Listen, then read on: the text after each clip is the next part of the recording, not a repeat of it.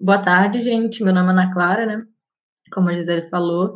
E hoje eu vou estar apresentando para vocês o negacionismo, né? Vou explicar o que é o negacionismo, as suas consequências e como que a gente pode combater essa tendência. Bom, e aí começando pela definição, né? A Academia Brasileira de Letras, ela define o negacionismo como uma atitude tendenciosa que consiste na recusa a aceitar a existência, a validade ou a verdade de algo, como eventos históricos ou fatos científicos, apesar das evidências, né, ou argumentos que o comprovam. Então, o negacionismo, ele nada mais é do que a prática de contrariar e negar de maneira irracional pesquisas científicas, dados empíricos, fontes confiáveis e até mesmo a realidade, com base em opiniões sem fundamentos e com o objetivo de conservar, né, certos valores, opiniões, modos de vida ou até mesmo interesses políticos e econômicos, como a gente vai ver mais para frente. Então, né, com base nisso, a gente consegue concluir que a negação da realidade ela passa pela rejeição do método científico que é empregado pelos cientistas e pelos pesquisadores. A origem, né, do termo negacionismo, ele surgiu após a Segunda Guerra Mundial, quando algumas pessoas começaram a negar o assassinato em massa dos judeus pelos nazistas. E aí eles afirmavam, né, e afirmam até hoje, que houve uma superestimação das mortes e que, na verdade, essas mortes, né, as mortes que ocorreram, elas foram decorrentes do combate em guerra mesmo. E aí, desde as primeiras obras negacionistas, os integrantes, né, desse movimento, eles afirmavam que o negacionismo não era um fenômeno político, mas sim uma área da ciência. Seria, no caso, uma área da história. Esse termo ele foi proposto, né, pelo Henri Russo para substituir o revisionismo, porque o revisionismo, sim, ele é uma área, né, dentro da história. Então, as narrativas, né, negacionistas, elas querem imitar a produção historiográfica e esses negacionistas, eles tentam produzir algo que pareça com o trabalho do historiador. Eles querem ser vistos como historiadores, tanto que muitos se denominam revisionistas. Só que o material que eles produzem não é uma revisão, mas sim uma falsificação que carece de todos os elementos que caracterizam a historiografia e o trabalho do historiador, que é um trabalho científico, né? Há materiais negacionistas que até usam documentos, mas é justamente nesses casos em que a mentira e a falta de ética fica mais escancarada, porque os documentos eles distorcem os fatos ou utilizam, né, esses fatos fora de contexto. Então, as características, né, do negacionismo histórico seria a negação dos fatos históricos, a falsificação da história e a similaridade com a produção historiográfica, como eu disse. Já o revisionismo, ele seria realmente uma revisão da história. E são trabalhos que são fontes, têm metodologia historiográfica e um reconhecimento acadêmico.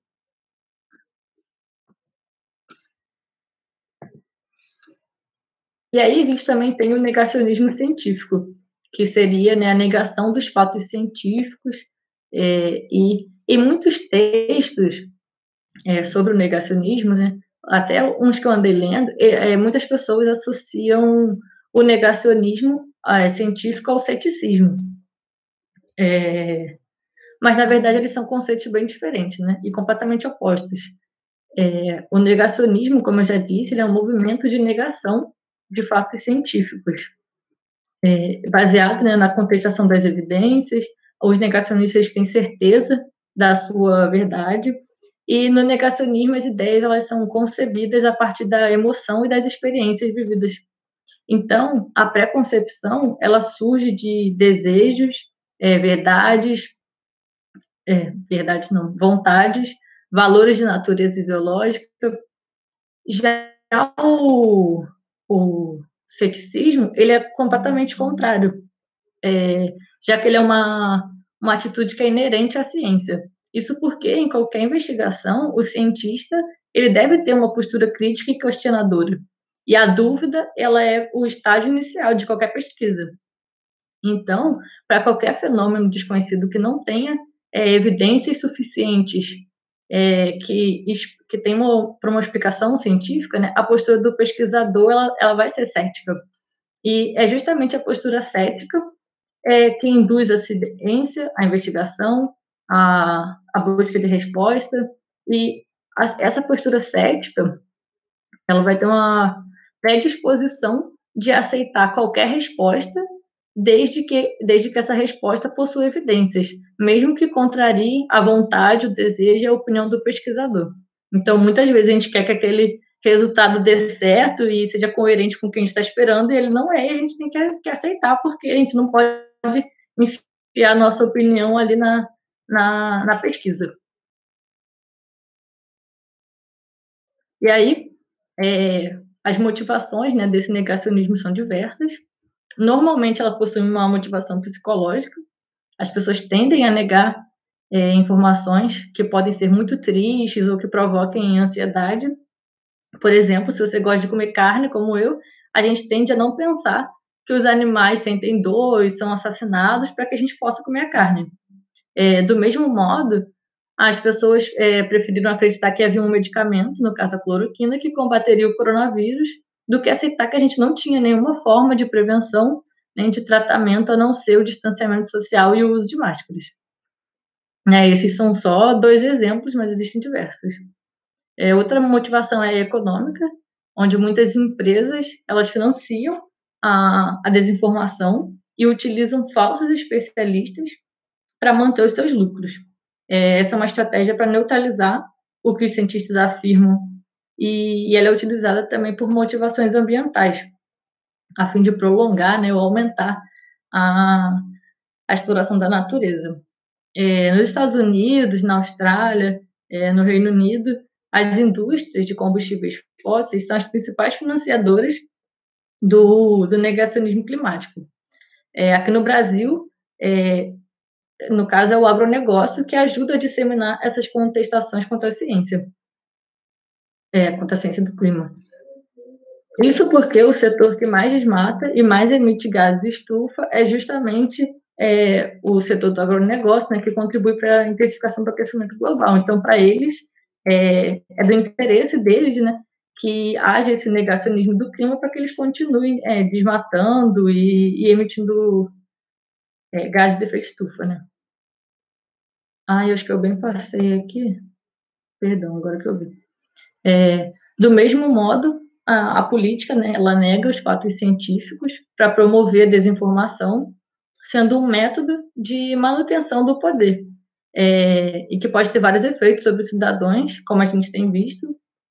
Ultimamente, essa motivação política, ela tem ocupado, né, o noticiário com um debate de falsos dilemas, como, por exemplo, se nós deveríamos ou não fazer o isolamento social, ou essa questão da saúde versus economia.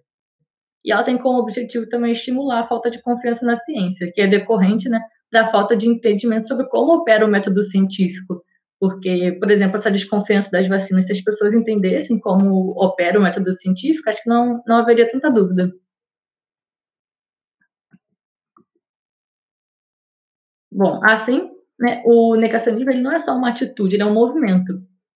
Ele tem diversas técnicas para propagar essa desinformação. Essas técnicas, né, elas podem ser divididas em cinco grupos, e a primeira técnica é a utilização de teorias da conspiração, que vão sugerir a existência de um plano secreto para implementar uns esquemas sinistros, coisas obscuras. E uma teoria da conspiração que, hora ou outra, que pelo menos no Brasil, eu vejo que volta a ficar em alta, né, é de que as indústrias de petróleo conspiram contra o motor a água, utilizando assim, estratégias como compra de patentes, complô político, assassinatos, tudo isso para evitar que a população, né, pudesse utilizar o motor a água, que seria prejudicial para eles. E aí, para confirmar isso, sempre tem um vídeo, né, que a pessoa coloca água em um motor e o motor funciona, e aquilo ali é a prova, prova suficiente de que existe essa teoria da conspiração. Outra técnica, né, que eles utilizam também é a utilização de falsos especialistas, e aí eles apresentam a pessoa ou uma instituição não qualificada como uma fonte de informações confiáveis. Então, geralmente, os falsos especialistas, eles atacam os verdadeiros especialistas, como, por exemplo, em uma reportagem que eu vi esses dias, em que o ex-presidente do Greenpeace rejeitava o aquecimento global e afirmava que era a maior fraude da história. Então, eles nem colocaram o nome do cara, né, na manchete, ex-presidente do Greenpeace, para dar aquela sensação de que é um cara que realmente entende do que ele está falando. Outra técnica é a seletividade, em que os negacionistas, né, eles selecionam cuidadosamente os dados que parecem confirmar o que eles afirmam. Só que, na verdade, eles ignoram a parte que justamente contradizem o posicionamento deles. Em 2016, os negacionistas dos transgênicos, né, eles destacaram que alguns insetos desenvolveram resistência às culturas transgênicas. E eles completamente ignoraram a parte do estudo que mostrava que, na verdade, essas culturas tiveram menos perdas causadas por insetos do que as convencionais. Esse é só um exemplo, né? Mas, como eu disse, existem diversos exemplos para cada técnica que eles utilizam. E aí, a quarta técnica é chamada de expectativas impossíveis, que é uma estratégia que ela é utilizada para exigir da ciência, né, padrões impossíveis ou certezas absolutas. Os negacionistas, eles utilizam isso para invalidar os fatos científicos, e como nenhuma evidência científica é 100% comprovada, e é justamente por isso que a ciência está sempre avançando, né, porque as evidências estão sempre abertas a novas informações e melhorias, então eles utilizam isso justamente para descredibilizar as descobertas científicas, né. E um exemplo disso são os negacionistas das vacinas, que eles afirmam que as vacinas não são seguras por não apresentarem 100% de eficácia. E também pela existência, né, das reações adversas, né, efeitos colaterais. A gente tem visto muito esse tipo de argumento nos últimos meses. Por fim, as falácias lógicas, que são as ferramentas preferidas dos negacionistas e dos pseudocientistas. Dentro das falácias lógicas, né, estão diversas estratégias que eles usam, como atacar a pessoa e não o argumento, a atribuição de uma posição distorcida do oponente, a utilização de argumentos para chegar a uma conclusão absurda, sem qualquer lógica, a introdução de outro assunto para desviar a atenção do primeiro, entre outras formas. E uma falácia comum, né, dos negacionistas é alegar que os cientistas nem conseguem prever o tempo no dia seguinte, como que a gente pode confiar neles para dizer sobre alguma coisa sobre o clima. E eu também, quando eu estava lendo sobre isso, eu lembrei uma vez que eu estava discutindo com uma pessoa no Facebook, e aí acho que ela não tinha mais argumento, aí ela resolveu dizer assim que eu estava errada, e que eu estava errada porque eu era aluna de federal, e então eu era esquerdista e devia ficar usando o blusa do Lula livre. Tipo assim, era um negócio sem pé nem cabeça, só para não responder o que eu estava questionando ela ou argumentando. E é justamente isso que eles usam, atacar a pessoa, porque eles não têm mais o que responder. E aí, como a gente tem visto, o problema maior da negação da realidade é que ela vai produzir novas realidades, que são muitas vezes danosas à sociedade. A pandemia do coronavírus, né, veio, escancarou esse fato, mas esse movimento, né, os movimentos negacionistas, eles não são recentes. Na Idade Média mesmo, quando Galileu Galilei, né, que foi o primeiro homem a ver o céu com um telescópio, ele, a partir das suas observações, né, ele afirmou que o Sol, que era o centro do universo, não a Terra, e aí na época a Igreja Católica não concordou, insistiu que a Terra era sim o centro do universo, e que essa afirmação do Galileu era, na verdade, uma heresia. E aí, mais tarde, em 1633, a Inquisição condenou, né, o Galileu de heresia e mandou ele para a prisão. Então, não é de hoje que existem esses movimentos, né, que negam mesmo a ciência. Aí eu vou apresentar para vocês alguns desses movimentos, né, ao longo dos anos. Em 1840, eu passei, eu acho. Em 1849, surgiu a teoria da Terra plana, né, foi publicado um livro em que afirmava, né, que a Terra era uma superfície plana, que era centrada no Polo Norte e era cercada por um muro de gelo. Mais tarde, né, mais de 100 anos depois, surgiu então a Sociedade Internacional da Terra Plana. Então, o terraplanismo também não é uma coisa recente dos últimos anos, ele já vem aí desde 1849. Em 1925, uma lei lá no Tennessee, nos Estados Unidos, né, proibiu o início da teoria da evolução, mesmo essa sendo uma teoria que já tinha sido publicado muito tempo antes, eles proibiram, e essa lei ela só foi revogada mais de 40 anos depois. Então, por muito tempo lá, não se ensinou nas escolas públicas a teoria da evolução. Em 1989, né, um militar pro-nazista chamado David Irving, ele publicou um artigo afirmando que as câmaras de gás eram uma farsa e que nenhum assassinato em massa havia ocorrido. Isso, então, alimentou, né, o crescimento do movimento negacionista e esse mesmo escritor, né, esse militar pro-nazista, ele processou depois uma estudiosa, uma historiadora, que era uma historiadora do Holocausto. Ela processou ela por difamação, e aí esse processo judicial foi tão acompanhado, né, teve tanto destaque, que virou filme. Tem um filme sobre isso que se chama A Negação, acho que é de 2016. Eu, particularmente, ainda não vi, mas depois que eu fiquei sabendo dele, eu pretendo ver, porque, spoiler, o David Irving, ele perdeu o processo, claro, porque a mulher chamou ele de negacionista com razão. E aí, em 1994, a indústria do tabaco negou, né, a dependência da nicotina. As empresas, elas negaram mesmo os malefícios do cigarro, dizendo que eles se reuniram, né, diversas empresas, e disseram que acreditavam que o tabaco não era viciante. Isso mesmo depois do Departamento de Saúde lá do governo dos Estados Unidos ter afirmado que os cigarros eram prejudiciais. E eles não falaram da boca para fora, né? Havia já um estudo sobre isso, mas como eles não queriam perder as vendas, né? Na época, muita gente ainda fumava cigarro, estava super em alta, e ninguém sabia dos malefícios, então eles disseram isso. E aí, em 1998, um jornal britânico afirmou que a vacina tríplice viral, que é a que combate, acho que o sarampo, uma outra coisa, acho que é a rubéola, se eu não me engano, causava autismo.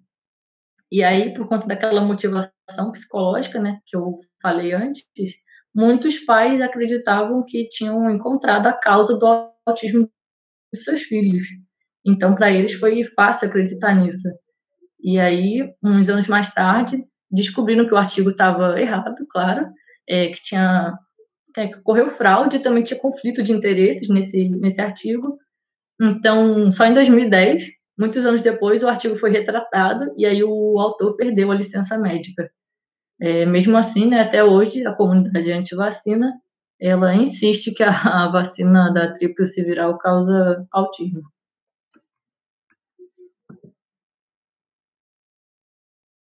E aí, outros absurdos dos movimentos negacionistas. Em 2000, um ex-presidente, né, da África do Sul foi um negacionista contra o consenso de que o HIV que causa AIDS. Ele afirmou durante uma conferência internacional da AIDS que o que causava AIDS, na verdade, era a pobreza e a desnutrição. E aí, na época, eu acho que vários representantes, né, dos países que estavam lá levantaram na hora e saíram, porque aquilo era um absurdo. E depois uma pesquisa em Harvard investigou, né, e determinou que esse negacionismo do ex-presidente resultou na morte de umas 300 mil pessoas. Isso é uma estimativa, né? Se bobear até mais, gente. Aí, em 2006, surgiu a verdade sobre o 11 de setembro. Muitas pessoas acreditam, né, e acreditavam que o ataque de 11 de setembro foi, na verdade, orquestrado pelos Estados Unidos e não pela Al-Qaeda, como um pretexto para iniciar uma guerra lá no Oriente Médio. Eu confesso que até eu já, tipo assim, me interessei por essa teoria da conspiração do 11 de setembro, mas quando a gente lê melhor, né, realmente sem pé nem cabeça. Em 2015, a Food and Drug Administration, né, que é uma agência que regula os alimentos e os medicamentos dos Estados Unidos, afirmaram, né, com outros especialistas, que os alimentos geneticamente modificados eles eram seguros. Só que, como houve uma pressão, né, pelas pessoas, pelos negacionistas sobre esse assunto, então, em 2015, o Departamento de Agricultura dos Estados Unidos passou a certificar os alimentos não modificados geneticamente, sugerindo que havia algo errado com os que são modificados geneticamente. Isso tudo por conta justamente da pressão desses negacionistas. Bom, e aí a gente viu, né, que esses movimentos negacionistas eles não são recentes, mas eles parecem, né, ter se intensificado nos últimos anos. E eu acredito, né, pelo que eu li, isso se deve principalmente às redes sociais, porque as redes sociais elas permitem uma propagação muito mais rápida e vigorosa da informação, e aí ela alcança cada vez mais pessoas, principalmente porque agora existe essa coisa de patrocinar, né, as publicações, então alcança muito mais gente, e mesmo que a informação seja falsa. E, além disso, as redes sociais, elas permitem que a gente encontre muito mais rapidamente pessoas que concordam com as nossas opiniões. Então, por exemplo, no meu Instagram mesmo, eu vivo dentro de uma bolha, onde com certeza a maioria das pessoas que estão ali, elas concordam com o meu posicionamento nas coisas que eu coloco lá, né, que eu posto. E aí, no caso dos negacionistas, que estão numa bolha de negacionistas, isso vai levar a um fenômeno que a psicologia chama de ignorância pluralista, que é quando pessoas tendem a acreditar que a maioria das pessoas pensam como elas. Assim, os negacionistas, eles superestimam a porcentagem da população que concordam com eles, né, com seus posicionamentos. E um exemplo dessa propagação, né, dos discursos negacionistas foi um rádio dos nazistas que foi criado nos anos 1930 e ele era chamado de Rádio do Povo. E nele as propagandas e notícias eram todas enviesadas e com músicas, né, patrióticas. E isso acontece hoje em dia também na internet, né, onde todo mundo vem sendo bombardeado com teorias da conspiração, fake news, por robôs, para acharem que aquela informação reflete de algum modo o pensamento da maioria da população. E quando eu li sobre isso, eu lembrei de um livro, não sei se alguém aqui já leu, que é o 1984, do George Orwell, que lá também, né, tem o Grande Irmão, tem o Grande Irmão, e aí ele vai modificando as notícias, vai modificando também as coisas do passado, né, notícias do passado, para poder levar a população a acreditar que aquilo ali que ele está dizendo é o correto. Bom, nesse contexto, né, de confusão externa, conflitos internos, é fácil negar quando a gente quer manter as visões de mundo que mais fazem sentido para a gente. Então, essas visões de mundo, né, elas podem ser tanto baseadas em religião como no senso comum. E quando a religião ou o senso comum falha em fornecer as respostas, né, quando a gente não entende uma coisa e o senso comum e a religião não fornecem uma explicação para a gente, surge essa necessidade dos especialistas, ou falsos especialistas, no caso. E essa confiança nos outros é o que vai resultar nesse anti-intelectualismo, porque aí surge a crença de que as pessoas comuns sabem mais do que os cientistas, e os cientistas, na verdade, são suspeitos. Isso porque, se eu não sei, né, sobre um determinado assunto, e alguém que parece bem entendido chega e me explica, né, com uma explicação que pareça plausível, a gente tende a acreditar mesmo. E aí eu trouxe algumas estatísticas, né, do Brasil, de fora do Brasil, que mostram, né, esse crescimento desse anti-intelectualismo e dos movimentos negacionistas. Essa é um dado, né, da Datafolha, acho que desse ano, se eu não me engano, em que 11 milhões de brasileiros acreditam que a Terra é plana. Isso representa cerca de 7% da população. Então, realmente tem crescido a quantidade de pessoas que concordam, né, com esses movimentos negacionistas, principalmente da Terra plana. Também, segundo a Datafolha, 1 em cada 4 brasileiros não acredita que o homem foi à Lua. A minha avó mesmo, ela não acredita, mesmo que ela não tenha nenhum embasamento para isso, ela não acredita. E acho que ela acha estranho, né, o homem ter ido tão longe. E isso é justamente porque ela não possui o conhecimento necessário para entender, né? E as desconfianças, né, da ciência não é algo exclusivo do Brasil, porque a gente tem síndrome de vira-lata, né? A gente acha que tudo de ruim só acontece no Brasil. Mas em uma pesquisa que foi feita em 140 países, 53 ou 54%, acho que eu coloquei errado, acho que é 53% dos habitantes de 140 países confiam medianamente na ciência. Essa mesma pesquisa, né, 23% dos brasileiros não acham que a ciência beneficia o indivíduo ou a maioria da sociedade, e 80%, né, dos brasileiros acham que as vacinas são seguras. Até que é uma boa notícia, mas como essa pesquisa de 2018, eu acredito que tenha mudado um pouco essas porcentagens. De repente, diminuiu a quantidade de brasileiros que acham que as vacinas são seguras. Sem querer ser pessimista, né, mas... E aí, algumas consequências do negacionismo, que a gente tem vivenciado, né, diariamente, como os ataques à comunidade científica, descredibilizando as descobertas, o desenvolvimento das tecnologias, a criação de ferramentas úteis à sociedade. Já disseram que nas universidades só tem balbúrdia, que nas universidades a gente está aqui plantando maconha. Isso tudo é ataque à comunidade científica para descredibilizar mesmo os cientistas, né? Esses pretextos eles são utilizados justamente para cortar os investimentos, levando ao fechamento de centros de pesquisa. Esse ano mesmo, né, a UFRJ e a UF, e acho que alguma outra universidade ou outras não acompanharam, né, que poderiam fechar devido aos cortes do governo federal. Outra consequência é a morte de pessoas. Quantas pessoas, né, não morreram porque acreditaram no discurso negacionista de que a Covid era só uma gripezinha? Quantas pessoas morreram porque acreditaram que a cloroquina era medicamento para tratamento de Covid? Fora as mortes causadas por outras doenças e por outros falsos tratamentos, como a homeopatia e a medicina ortomolecular, que foram apresentadas, né, aqui por outros colegas. Disseminação de doenças também é uma consequência. O número de casos de sarampo vem aumentando no Brasil e em outros lugares do mundo. Nessa tabela, que é dessa mesma pesquisa que eu falei anteriormente, que foi feita em 140 países, dá para ver que no Brasil, em 2017, não havia nenhum caso de sarampo, e houve um aumento, né, em 2018, 10.372 casos. A gente estava tendo, acho que até um surto de sarampo, né? Não sei se ano passado ou se tem mais tempo.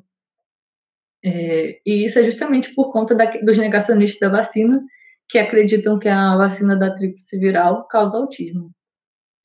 Além disso, tem os danos ambientais.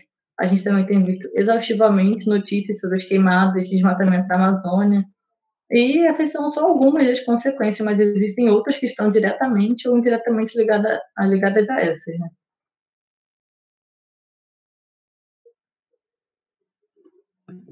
E aí, o que a gente não deve fazer, né, no combate ao negacionismo? Primeiro eu vou falar do que a gente não deve fazer.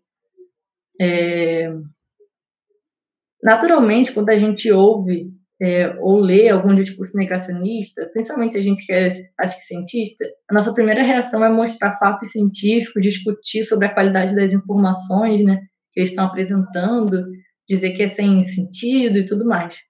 Só que vários estudos feitos por psicólogos, né, mostram que essa atitude não tem eficácia nenhuma em mudar o posicionamento dos negacionistas. Isso porque o ser humano ele tende a interpretar a informação de modo que confirma as suas próprias crenças.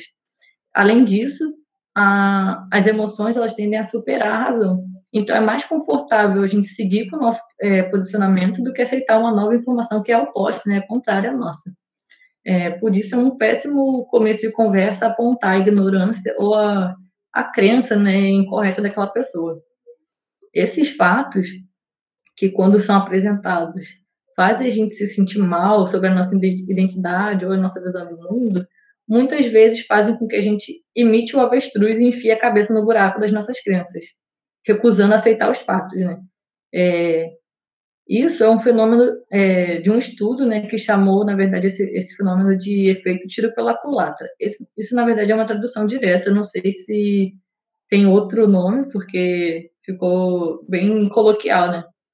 Mas esse fenômeno, na verdade, faz com que o negacionista, no caso, desenvolva uma ligação ainda mais forte com a crença com aquela crença dele, né? Quando a gente bate de frente com ele desenvolve uma ligação mais forte.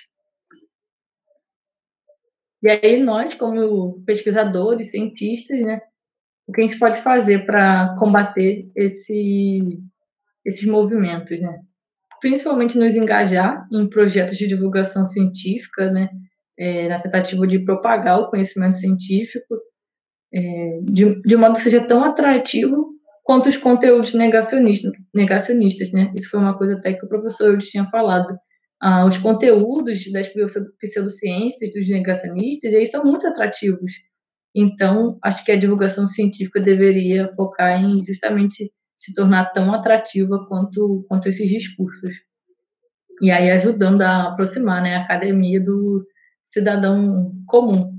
E aí eu estava pensando, né, às vezes as pessoas próximas da gente mesmo não sabem o que a gente trabalha na nossa pesquisa, então a gente tem que divulgar justamente o que a gente faz. A divulgação e a popularização da ciência, né, elas podem servir como uma ferramenta para a prestação de contas à sociedade, para que a população entenda a importância, a relevância das pesquisas que são desenvolvidas no cotidiano, né? E é importante falar que o público-alvo não é o negacionista. Com a divulgação científica, a gente não vai mudar a cabeça do negacionista. Mas o público-alvo, na verdade, é os cidadãos, porque assim, quando o negacionista atacar a comunidade científica, a gente tem também que nos defenda, além de nós mesmos.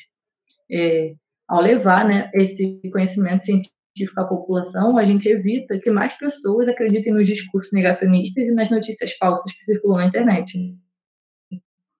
O acesso à ciência ele é determinante para gerar confiança no conhecimento científico. E aí eu trouxe mais duas formas de combater. Essa primeira é quando a gente está em alguma conversa com o negacionista. E aí eu dividi em 5 etapas, né? A primeira é introduzir o assunto casualmente, fazendo muitas perguntas. A negação, em muitos casos, ela não começa com a pessoa, com o que a pessoa pensa sobre a ciência. Ela não é negacionista sobre um assunto, né, determinado assunto, porque ela, nossa, odeia a ciência e foi aí que começou. Então, quando você faz muitas perguntas e escuta as respostas, isso dá a entender que você respeita o posicionamento da outra pessoa, mesmo que você discorde. E fazendo essas perguntas, você muda a impressão de querer dar uma palestra para a pessoa, ou de estar julgando ela. E, além disso, as perguntas elas também podem estimular o negacionista a perguntar a si mesmo como ele acabou acreditando naquilo ou por que ele continua acreditando naquilo. E aí eles podem acabar mudando de opinião sozinho, né? Uma outra etapa seria achar pontos de conexão e similaridade, porque as crenças elas podem vir de uma preocupação ou da desinformação. Então, quando as perguntas são feitas, você consegue entender pontos de conexão em que você e o negacionista concordem. Como, por exemplo, ter água potável disponível no futuro. É uma coisa que todo mundo quer, então isso seria um ponto de conexão com um negacionista do clima, de repente.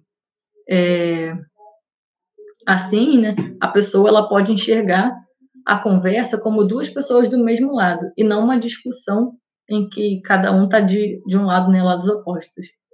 Uma vez estabelecida essa conexão, fica mais fácil de apresentar o seu ponto de vista e as suas experiências, porque a pessoa vai estar aberta para te ouvir também. A terceira etapa é esteja preparado com evidências. Como eu falei anteriormente, muitas vezes os negacionistas estão em uma bolha que só reforça as suas crenças, porque eles só leem e ouvem informações similares ao que eles acreditam. Então, depois de estabelecer essa conexão da etapa 2, né, o próximo passo seria apresentar evidências e fatos que comprovam o que você está defendendo. Mas da referência, né, que eu tirei isso, tá também que a gente deve saber recuar. Porque não adianta a gente ficar insistindo se a pessoa está decidida a não acreditar em qualquer fato que a gente apresente. Então, é aquele fenômeno do tiro pela culatra. Quanto mais você apresentar evidências, mais a pessoa vai se agarrar no ponto de vista dela. E aí, a quarta etapa é tornar o assunto pessoal e compartilhar, né, a nossa história, porque compartilhando o porquê você se preocupa com esse assunto, o porquê desse assunto afetar você, as suas preocupações, você estabelece uma conexão ainda mais forte com a pessoa que você está contando. E isso vai ser importante justamente por conta do último item, que é continue a conversa. Não adianta pensar que com uma única conversa você vai ter convencido a pessoa a acreditar nas suas evidências. Na verdade, é um processo longo e desafiador, e quando a gente estabelece uma conexão forte, a gente permite que a pessoa continue ouvindo a gente em outros momentos, né? Do contrário, a pessoa nunca mais vai querer falar com a gente. E aí, por fim, ainda que a pessoa tenha rejeitado todas as suas tentativas, sempre existem espectadores, seja na internet ou em uma conversa em família, entre amigos, e aí as suas evidências podem ter alcançado um desses espectadores. E aí, outra forma de combater, que foi a segunda que eu falei, é quando a gente quer criticar algum conteúdo negacionista na internet, né? Mostrar para as pessoas que a gente segue, de repente. E aí o primeiro